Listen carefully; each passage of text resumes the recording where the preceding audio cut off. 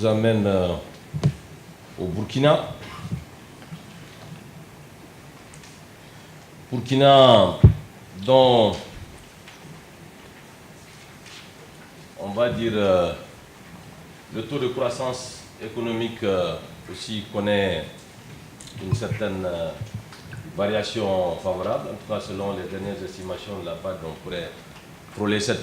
Bon, naturellement, je précise que pour ce qui concerne ces fameux taux de croissance, chaque institution internationale a un peu son évaluation, la BAD, la Banque mondiale, le Fonds monétaire international. Chacun y va de son évaluation. C'est un pays qui n'est pas très endetté lorsqu'on regarde le taux d'endettement des autres pays. Nous sommes à 33% du PIB. Et au niveau du déficit budgétaire, donc, on est à 4,9% du produit intérieur brut. Alors, comme le Niger et aussi, on va dire, le Mali, ce sont des pays qui sont exposés de plus en plus à la menace sécuritaire qui impacte quand même l'activité économique. Le pays est devenu un producteur important d'or. On a dépassé déjà la barre de 40 tonnes par an, ce qui est quand même très encourageant. Il est connu et reconnu comme un grand producteur du coton. Je pense que tout récemment, seul le Mali l'avait dépassé, en tout cas au niveau de la sous-région. Il y a donc des bonnes perspectives en termes de croissance économique. Et puis la reprise de la coopération avec la Chine donc, se traduit par un regain d'activité, surtout pour ce qui concerne la réalisation des infrastructures. La banque est l'une de nos plus belles banques aujourd'hui parce qu'elle a réalisé un bénéfice exceptionnel, une véritable performance que Laura va vous détailler. Il n'y a pas eu de changement majeur au niveau de l'actionnariat, c'est le cas pour toutes les filiales, donc je ne me répéterai pas.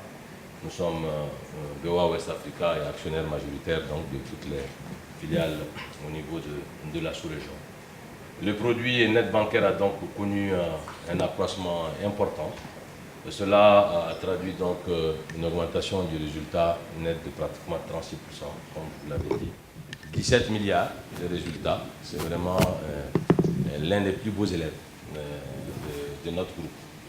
Voilà, les fonds propres n'arrêtent pas de se renforcer. Et nous sommes pratiquement donc à 67 milliards de fonds propres effectifs au niveau de cet établissement qui, j'espère bien, je salue ceux qui sont à Ouaga et dans tout le Burkina Faso vont faire encore plus.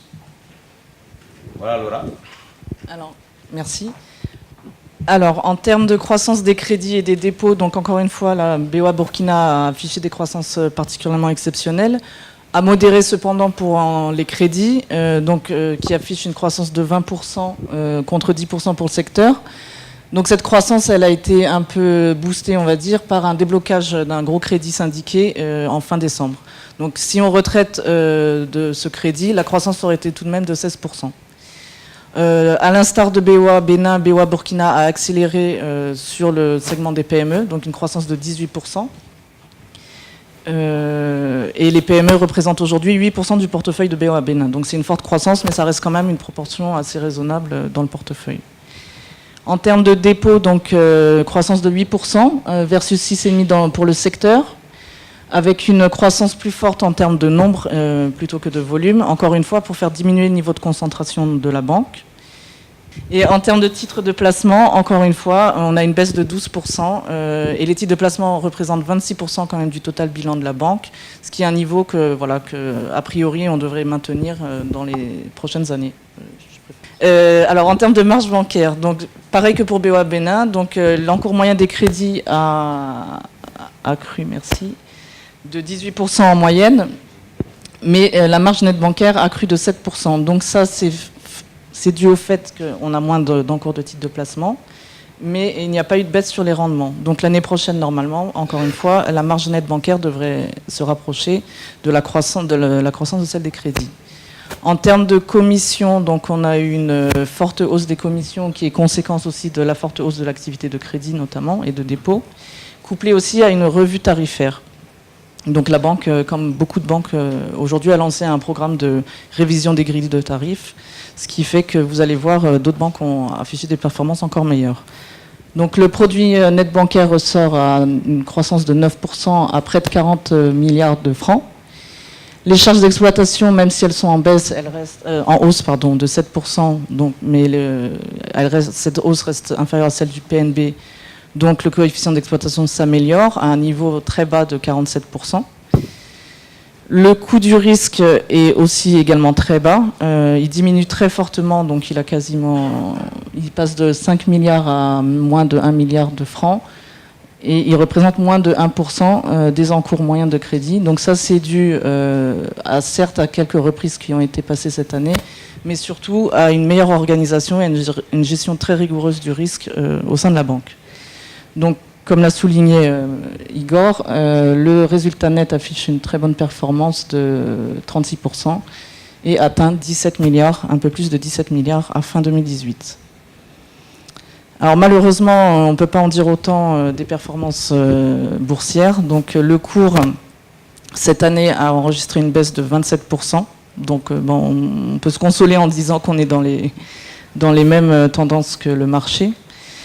Sachant que l'année dernière, le cours avait quand même affiché une petite performance de 2,5%, sachant que le résultat avait cru de 21%. Donc 21% le cours qui performe de 2,5%. Cette année, on fait une performance de 36% et le cours baisse de plus de 20%. J'ai oublié de le préciser pour BOA Bénin, mais là, pareil, BOA Bénin avait un bon rendement du dividende. Donc là, BOA Burkina affiche un rendement du dividende de presque 8%, et de 5% l'année dernière. Donc voilà, donc ce qui nous ramène à une performance globale de moins 19%. Et une dilution induite du PER de 6,6%, ce qui nous ramène aussi aux moyennes du secteur financier.